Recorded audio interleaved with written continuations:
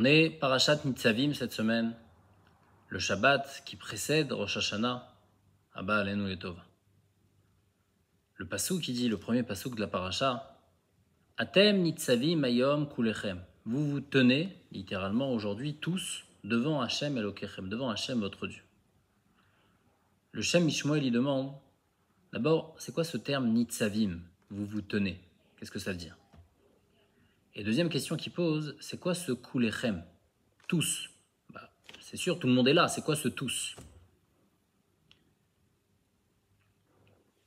Alors, déjà par rapport à la première question de Nitzavim, ça veut dire quoi se tenir? Il dit qu'on retrouve cette expression-là de Nitzavim chez Datan et Aviram. Datan et Aviram, quand il y a eu la dispute avec Korach, ils viennent voir Moshe Rabbeinu et ils sont Nitzavim. Ils se tiennent de manière hautaine. Ils n'ont pas peur de Moshe Rabbeinu. Donc Nitzavim, explication, ne pas avoir peur. Ici, à Atem Nitzavim, vous n'avez pas peur. C'est quoi que vous n'avez pas peur? C'est qu'en fait, le jour de Rosh Hashanah, le Midrash, il dit, il y a une accusation contre le peuple juif. Il y a le Sar, l'ange des Goïm, qui vient voir Dieu et qui lui dit, mais qu'est-ce que ça change les Juifs ou les Goïm? Eux, ils font des Averot et eux, ils font des Averot.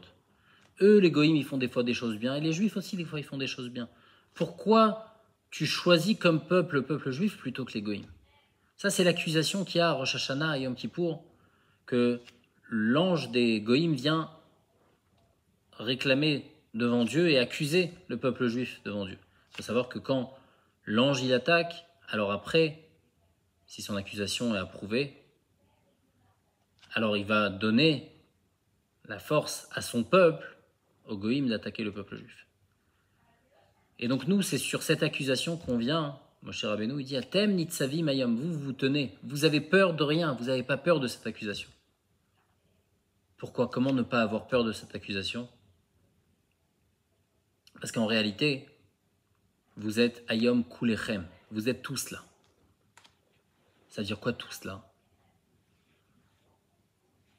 En fait, il faut savoir que quand on fait une mitzvah, on a deux manières de la faire. On peut la faire, le corps fait la mitzvah. Un corps qui fait une mitzvah, quelqu'un qui met les tefilines, il n'y a pas grand chose qui se passe, juste il met les tefilines. Il pense à rien, il met les tefilines. Mais d'un autre côté, on peut faire la mitzvah en mettant son âme dans la mitzvah. Pas juste avec le corps, mais en mettant son âme, en mettant son nefesh dans la mitzvah. Ça peut se traduire par le lien qu'on va créer avec Dieu, avec cette mitzvah-là. Ça peut se traduire par l'envie qu'on a dans la mitzvah.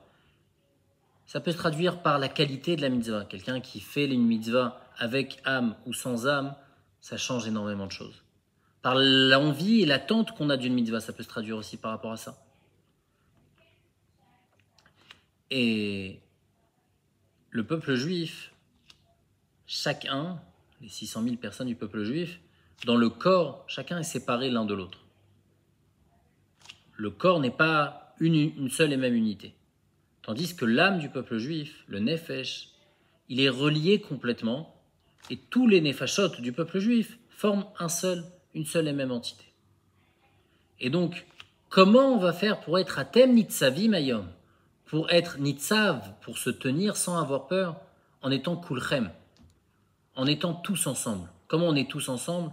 On a dit, si on fait la mitzvah qu'avec le corps, alors c'est pas une mitzvah qui est faite ensemble, mais c'est une mitzvah qui est faite chacun séparément. Par contre, quand on met l'âme dans la mitzvah, quand on est Kulchem, on est tous ensemble en train de faire la mitzvah, puisque quand on met notre âme, on a dit notre âme, toutes les âmes du peuple juif sont reliées tous ensemble. Dans ce qu'on appelle, le Shem Mishmoel, il appelle ça le Knesset Israël. Et donc à ce moment-là, quand on met notre âme, on n'a pas peur. Et en fait, ça répond à l'accusation des Goïm. Ils viennent et ils disent, mais quelle est la différence entre le peuple juif et les Goïm? Il y a des Goïm qui font des mitzvot, il y a des Goïm qui font des choses bien. C'est vrai qu'il y a des Goïm qui font des choses bien. Mais eux, ils ne mettent pas le cœur dans leur mitzvah. Ils ne mettent pas leur nefesh. Ils ne mettent pas leur neshama dans la mitzvah. Et nous, la différence qu'on a, c'est qu'on a cette possibilité de mettre notre âme dans la mitzvah, d'être moser nefesh dans la mitzvah. Et en fait, c'est ça ici l'idée que Moshe Rabbeinu il leur dit. Il leur dit dans la paracha de la semaine dernière, on a parlé des malédictions. Mais cette semaine, vous allez prendre le brit, vous allez prendre l'alliance. C'est quoi l'alliance? Ils ont déjà parlé des malédictions. Si vous respectez la Torah, vous allez avoir du bien, tandis que sinon, etc. Donc il aura déjà parlé des brachot et des klalot.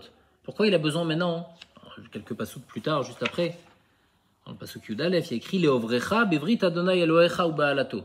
Pour faire une alliance. Quelle alliance? Il y a déjà eu les bénédictions, malédictions. Quelle alliance on a besoin en plus? En fait, cette alliance, c'est être prêt à être Moser Nefesh. C'est-à-dire qu'au moment où ils ont eu les bénédictions, les malédictions, ils auraient pu choisir et dire on accepte ou on n'accepte pas. Prendre l'alliance, c'est prendre le risque d'être dans une malédiction pour pouvoir se rapprocher de Dieu. C'est-à-dire qu'on a envie d'être le peuple juif, malgré les risques que ça comporte, les risques que ça comporte donc d'avoir une malédiction, mais malgré tout, on préfère être juif et se rapprocher de Dieu, même s'il y a des risques. C'est pour ça qu'il y a cette alliance-là. Ça aussi, c'est quand on met son âme. C'est-à-dire, pour pouvoir se rapprocher de Dieu, je suis prêt à tout. Je suis prêt même à souffrir. Je suis prêt même à mourir. C'est la Messirut Nefesh la plus totale. Et donc, pour pouvoir contrer cette accusation qu'il y a contre le peuple juif, à nous de travailler dans nos mitzvot, que ça ne soit pas juste une mitzvah réalisée par le corps, mais mettre notre âme dans une mitzvah. Je pense, il y a quelqu'un qui m'a demandé dernièrement, quelle Kabbalah on peut prendre sur nous à Rosh Hashanah? Dans les Kabbalot, il y a des fois des Kabbalot où on rajoute dans la quantité de mitzvot. On va faire plus attention à ça, on va rajouter ça, on va rajouter ça. Mais il ne faut surtout pas oublier de prendre une Kabbalah sur la qualité de notre mitzvah. De se dire dans une mitzvah, je vais m'investir complètement, je vais mettre mon âme pour Akadosh Baruch Hu, je vais m'investir complètement pour Dieu dans la mitzvah. Et quand on arrive à faire ça, ça enlève toutes les accusations, on arrive à être nitzav, à n'avoir peur de personne. Parce que de toutes les façons, on est là, prêt à se donner complètement à Akadosh Baruch Hu. Quand on est kulchem, c'est-à-dire qu'on met l'âme dans la mitzvah. On ne fait pas les mitzvot de manière habituelle, sans vraiment réfléchir à ce qu'on fait. Mais quand quelqu'un y met les tefilines, il va se dire « Pourquoi je mets les tefilines? Qui c'est qui m'a demandé de mettre les tefilines ?» Il va réfléchir aussi avant de mettre les tefilines. Il va vouloir attendre avec impatience de pouvoir mettre ses tefilines. Et dans toutes les mitzvot, comme ça, attendre avec impatience. Alors les mitzvot qui viennent une fois par an, il y a cette hitpa'alut qui vient. Mais même dans les mitzvot qu'on fait journalièrement, attendre. Ah, c'est le moment. Je peux maintenant faire la mitzvah. Je peux maintenant faire mon birkat Amazon. Je vais pouvoir m'adresser à Hachem pendant ma tefila.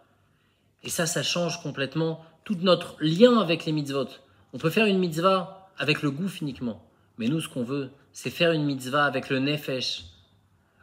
Befrinat kulchem, d'être tout le peuple juif. De pas faire la mitzvah qu'avec le corps, mettre son âme dans la mitzvah. Et grâce à ça, être nitzav, à n'avoir peur d'autres personnes et avoir peur d'aucune accusation.